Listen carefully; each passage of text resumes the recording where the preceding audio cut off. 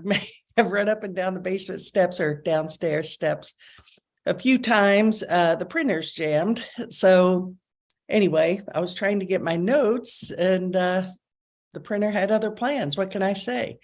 Well, it brings me back to, what does the Course in Miracles teach us? A healed mind doesn't plan. Well, there you go. So I'm getting to put my spiritual teachings into practice as we speak. So I hope everybody had a terrific New Year's. Ours was quiet, but we had a nice meal, and today's pretty quiet, which is fine. You know, it's, to me, not about all the hoopla and the partying, and unless, of course, if that's what people enjoy, I'm all for that too, because it's really finding where your joy is and what you can enjoy and relate to. But I like to just be a little more quiet, reflect, and really contemplate the new year, and to really get into my heart and surrender, and to look forward in the greatest degree of love possible. So that being said, here we are. It's a brand new year. 2022 is behind us. All our past, except its beauty, is gone, and all that remains is a blessing. And that's how I'm choosing to see 2022. As far as 2023 goes, the best is yet to come. I think it's about surrender, letting go, being guided, and we're going to talk about some of that today.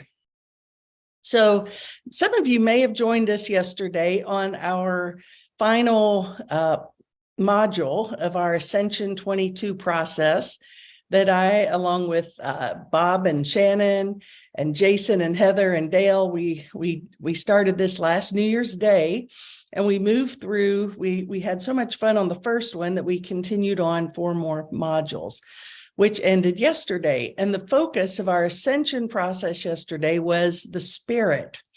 And what came from that was really so powerful. It was a transformational experience, to say the least. It was really, really wonderful.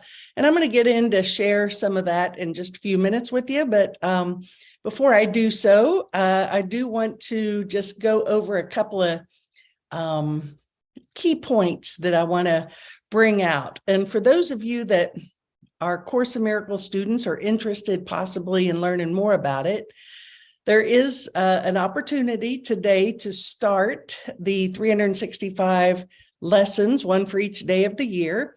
Lori France, who's a wonderful lady, she's done this for years and sends out an email every single day. If you're interested, contact me. I'll make sure you get it. It is wonderful. You get the daily lesson, and she also gives you a lot of support videos and readings, and it's really a blessing and a great gift. I know every person who's done it is like, wow, this is amazing. So if you're interested, let me know and I'll add you to the list. Well, that prompts the number 1 lesson today. And those of you that are either in this or course students know what lesson number 1 is. And it is, nothing in this room means anything.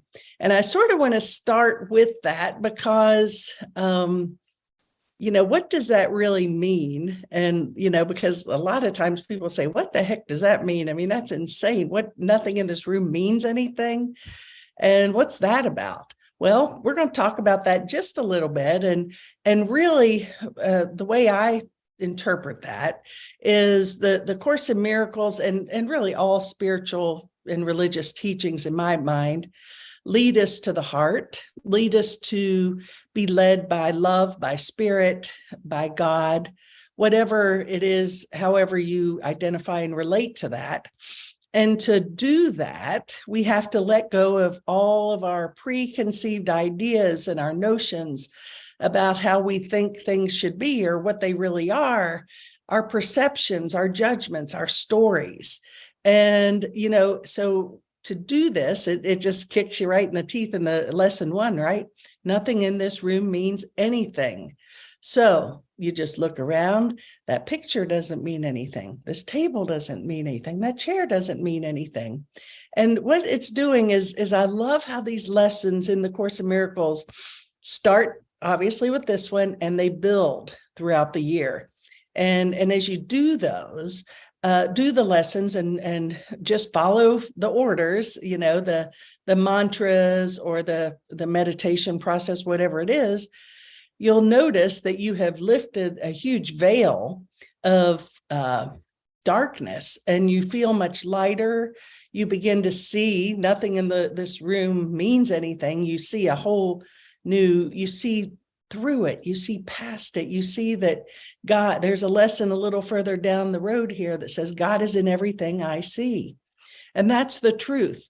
And that's where, we are heading, I believe, is to get into non-duality. And to get there, we have to let go of our story, our attachments, our judgments, et cetera, et cetera. So this is a great start.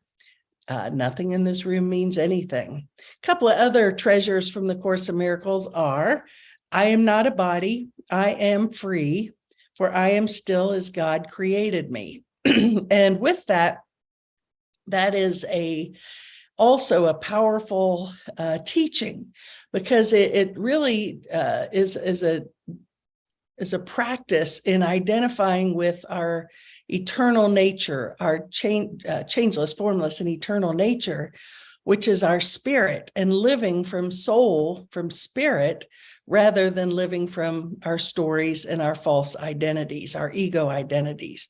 So, I am not a body, I am free, for I am as God created me.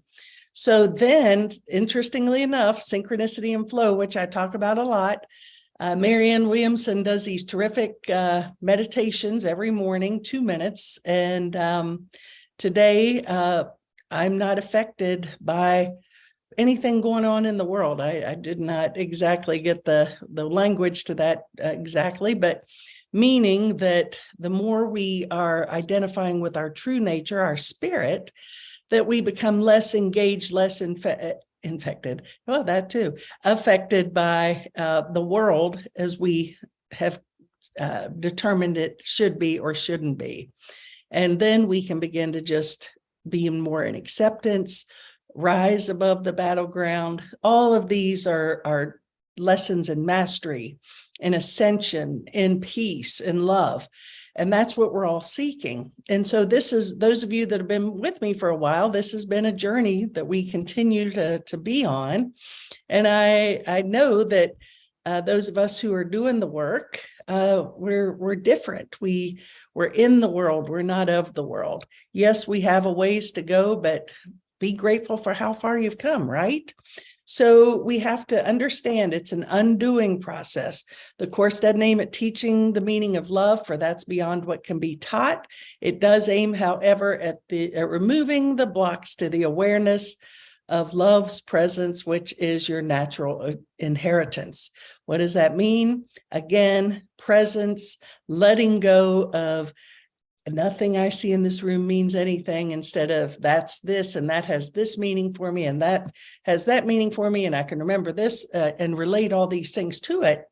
Just sort of surrender, and all your past, except its beauty, is gone, and all that remains is a blessing. So back to yesterday, what we decided to do in the Ascension 22 practice was we had a module for the mind, body, soul, and the heart. And yesterday was the spirit, soul.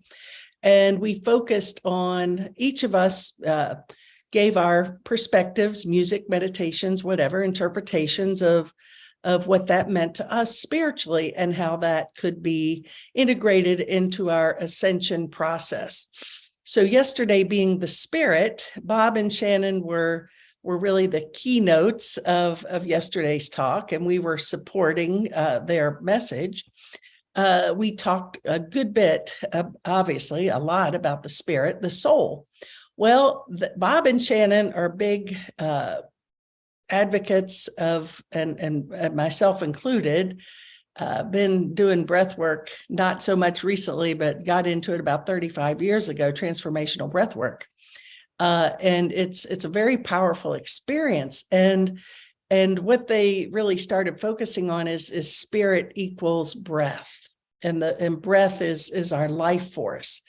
And when we can really take the time to breathe deeply. It allows us to be present, to heal, to forgive the past, to be more in a state of surrender.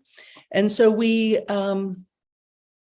did a little bit of this practice yesterday through music and meditation. And one of the practices they called the Ascension Process breath exercise. And it was actually taught to them from a guru. And I love this because it's if you breathe in 4 seconds and you breathe out 4 seconds, and then you do this in 4-second cycles. And you might want to practice this and even write it down, because if you think of this as we breathe in, envisioning God approaching, breathe in, God approaches, hold it, God remains. Breathe out, we're approaching God. And after we exhale, hold it, which is surrender. Breathe in, God approaches. Hold it, God remains. Breathe out, approaching God, and hold that stillness, and that is surrender. And to me, it is really all about surrender. And when we surrender, we begin to recognize that there is a force greater than us at work, at play here, and that it is creating a far greater experience than our limited ego thinking could ever imagine. So when we totally get into forgiving the past, doing these ascension breath exercises, breathing out, holding it, surrender, the more we can surrender, I believe we're creating more space for the voice of God to guide us, lead us, and direct us in every moment. So it is a practice. And I think that's what it's all about. Yesterday morning, before our Ascension 22 event,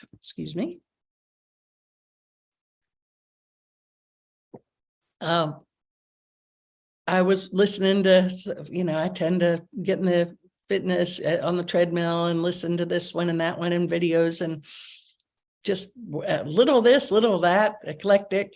And I was listening to someone and they were talking about, I don't want to put too much of a fearful spin on this, but the collective consciousness is projecting a fearful world at the moment for many, fearful experience. And so and I think that this is about the undoing of fear, is really what forgiveness boils down to. Ascension boils down to is the undoing process, letting go of the fear. And so to do this, as we get better at it, as we're more willing to let go of our stories and our judgments and perceptions, we become, as I said, more tuned in to inner guidance. And it's so important now, as Dale said yesterday, these are rough and tumble times. It's the Great Awakening. I do believe that even though we're in the midst of many challenges in the dream, that there is a purpose and meaning for this. And it is about the Great Awakening, about waking up to non-duality, fifth dimensional living, the living more from the heart. And to do that, we really have to pay attention to that guidance.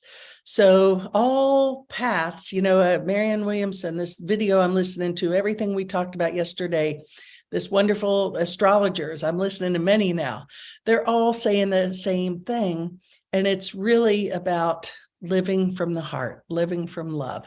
Yes, there may be some challenges. Life may present us with those, but it's not the situation that actually creates our suffering. It's our relationship to it. So we have to get back to living from soul. And Dale Hoffman, great guy, Aramaic teacher, just a great guy all around. and those of you that know him, I think, would agree.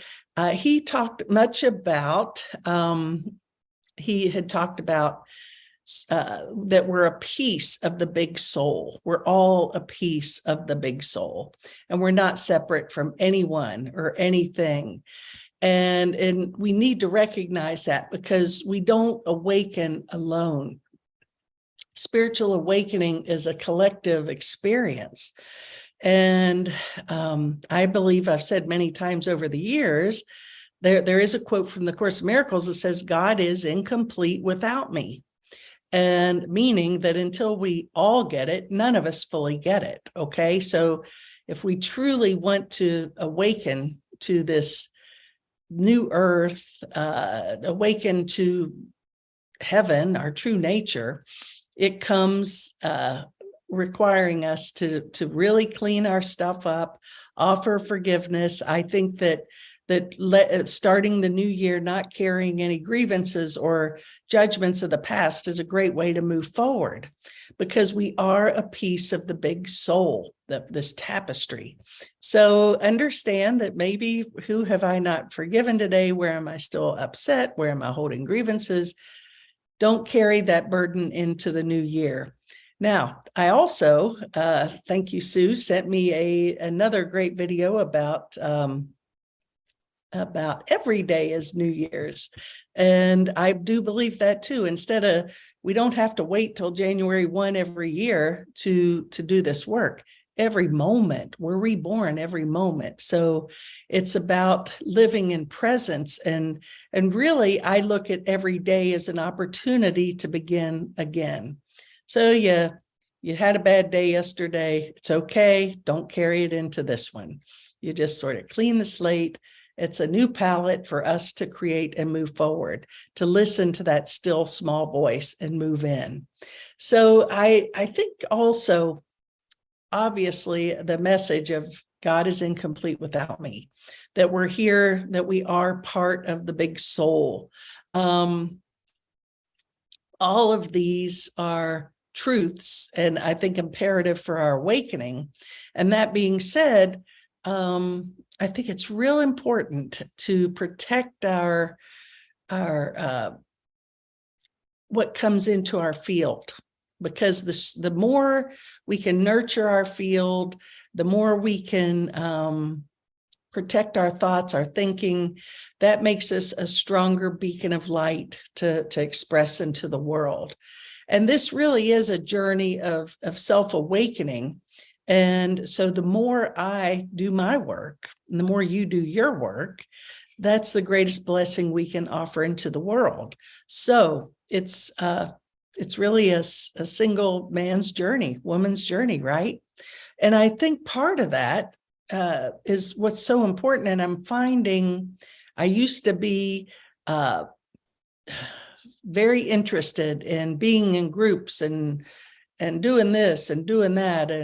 And I find more and more, and maybe it'll change, I don't know. But for now, I'm finding that I'm called to be more in solitude. And I'm very mindful and careful of who I surround myself with. You know, we have to be mindful of what we allow into our field, meaning, what are we reading? What are we eating? What are we watching on TV? Sometimes I get, some of these shows just feel dark to me. They don't make me feel good. And I can understand that how, if you do engage in a lot of negativity in some of these movies and things that are coming out, that can actually wreak havoc on our peace. So it's important that we find our tribe. We've talked about that. And I find that my tribe is getting smaller and smaller by choice. And because I want every situation, every person, everything in my life to be that which enriches me and makes me happy, and to mirror my true nature, and where we can mirror that for each other. And I read a couple of quotes recently that I want to share with you. And it says, the more we heal, the smaller our inner circles become. not because we don't want connection, but because we have transformed relationship with ourselves. We crave time alone and have a heightened awareness of who will contribute to our further healing and who will interrupt our peace. Build a circle of friends who are genuine, who are safe energetically, who are mature spiritually, who hold space, not animosity, who hold compassion, not judgment, and take time to check in on you and your process, who grow through life with you and genuinely wish you well. And I think it's real important to find your tribe. And I find too that it doesn't mean that we have to like be with the tribe. It's just knowing that they're there and in your heart. And sometimes some of my closest friends I haven't seen or been with in years, but there's that clean connection and healing. And my tribe from high school, that's a powerful group to be with, because we're all as different as night and day, and spiritually different as you could be, life different. I mean, as far as commonalities, there's not a lot except our experiences growing up, but we love and support each other and encourage each other and root each other on, and no judgment. There's no jealousy, animosity, no expectation for anyone to be different. And you just sort of know they're there. We see each other, luckily, once a year if possible. And that's great, So it's interesting. So begin to think about who and what makes your soul sing, makes you feel good. Well, I wanted to also share something that I read from a fellow minister, a Unity minister, Diane, who's an awesome lady. And she posted this actually on Facebook, and she said it was an oldie goldie. And from 10 years ago, I think was the first time she posted it. And, sometimes, we think that we have to get out here and do all this esoteric and all this conversation. And it's interesting because it's to listen to, we got to let go of that idea too. The tribe that nurtures us, you might not even mention about God, but it's holding a space. It's just, I think that it's just acceptance and what feels good. And I think that there are some practical steps we can take. I do want to just back up for a minute, because as I said earlier about the breath and the power of the breath for transformation and healing, I can remember getting into this 30 some years ago with the Terusas, Jim and Sari in Florida. They were really pioneers in this. And then I ended up facilitating breathwork classes with my friend Randy, and that was 30 years ago. My gosh, where's the time go? But it is powerful, and it's not very comfortable, to be honest with you, but it'll bring stuff up. But that being said, I don't mean to digress, but the synchronicity and flow that I speak of, and how when we live from this place, how we see this happening. And where I was going with this was actually that Ellen and I are in need of a new deck.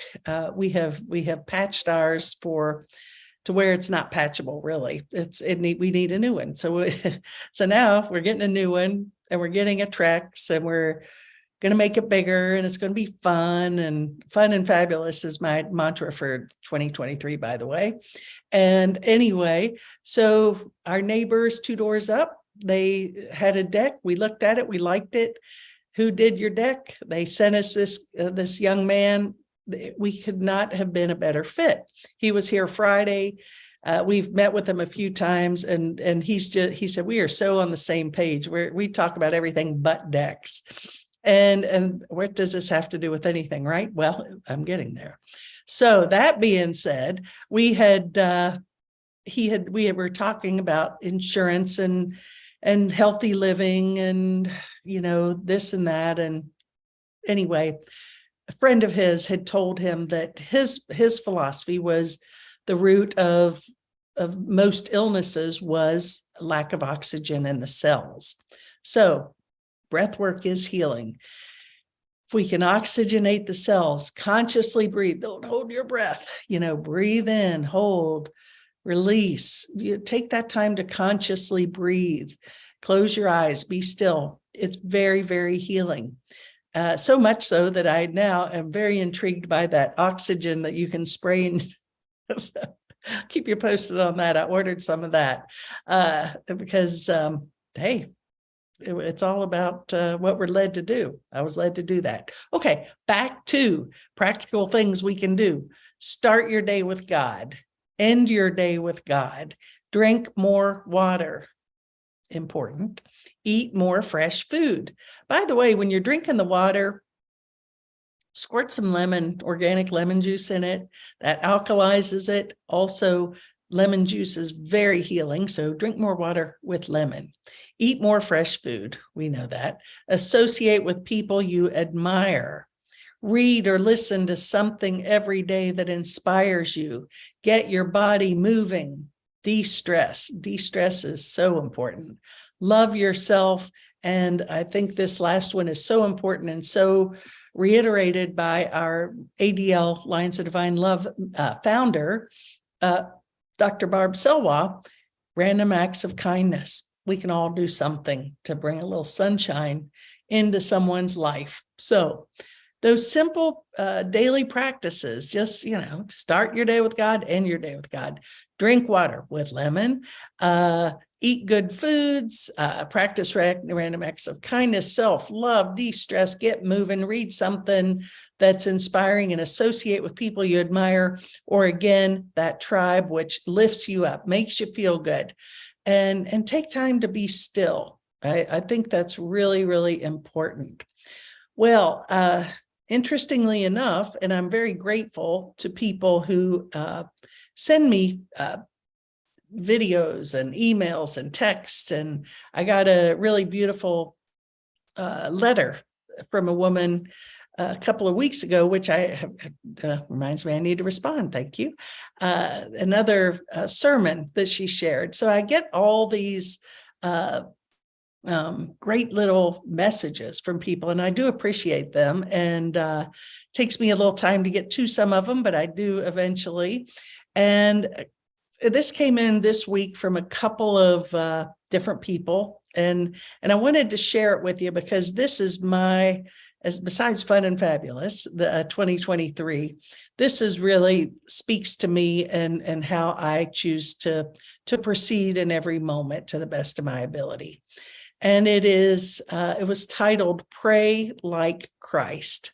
And that's the title. You're probably wondering, well, yeah, you saw the title of my talk was "Pray Like Christ." Where is it? Well, here it is.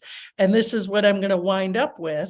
And I want you to really listen to this, particularly the last part of it. But it's a great little story. Take me a couple of minutes to read. You can close your eyes, take a couple of deep breaths, just listen, tune out to the outside world, and just take this into your heart. One day, a Canadian man arrived for his first visit with Neem Karoli Baba, Maharaji. He didn't know much about Maharaji, but had heard about him. Maharaji didn't give lectures or formal teachings, didn't write books, and as far as I know, didn't formally initiate people. He just kept shining like the sun. When Maharaji asked this man why he'd come and what he wanted, he was unsure how to respond. Finally, he replied, "Can you teach me how to meditate?" Maharaji's response was, "Meditate like Christ." We asked him about his darshan, spiritual teaching. He told us that Maharaji said to meditate like Christ. At first, we were surprised. What? Meditate like Christ? What does that even mean? Well, but then we thought about it. We were always trying to get Maharaji to tell us what to practice, to do, but he never gave any specific instructions about yoga or meditation. And now he said this. If he said it, we must know how Jesus meditated. We decided to ask him about it. We were so excited we were going to get the secret teachings at last. Later that day, when Maharaji came to the back of the temple to hang out with the Westerners, one of us broached the subject that had us all buzzing. You said to meditate like Christ. How did he meditate? It seemed as if Maharaji was about to answer, but instead his eyes closed. He sat there completely still, completely silent. It felt like he completely disappeared. And all the time I'd been with him, I'd only seen him sitting motionless like this a couple of times before. It was extraordinarily powerful, as if the whole universe had become silent. Then a tear came down his cheek. We were in awe. After a couple of minutes, his eyes opened, and with great emotion, he quietly said he lost himself in love. That's how he meditated. He was one with all beings. He loved everyone, even the people who crucified him. He never died. He is the Atman. He lives in the hearts of all. He lost himself to love, in love. And I just take that in, lose yourself in love. Forgive those that we perceive who have hurt us or crucified us. Feel the oneness. We're all part of this tapestry I spoke of earlier, this oneness. We're not separate from each other. Our awakening is dependent on us seeing the innocence in ourselves and each other. And it all starts with us doing our inner work. Don't be so needing to chase this, do this, fix this, whatever. I think we're even realizing at this point, we're transcending the language. Even the Course in Miracles has a statement that it says words are symbols of symbols twice removed from the truth. So it's a journey beyond words, a journey without distance. It's just beyond our thinking mind. And so we have to purify ourselves. We have to detoxify. We have to become more like Christ. And to do that, we have to be willing to let go. So give yourself to love. It's the best gift you can give yourself. And yes, this is, I say this every year, but and every year it's proven to be so. But this is our best year yet, because we are giving ourselves more and more to love. We're losing ourselves in love. So I hope you have a beautiful day. It's beautiful here. It's not freezing like last week, and grateful for that. And anyway, I hope you all have a blessed new year. Here's to many wonderful events and times together, and look forward to seeing you next week. Have a great day, everybody.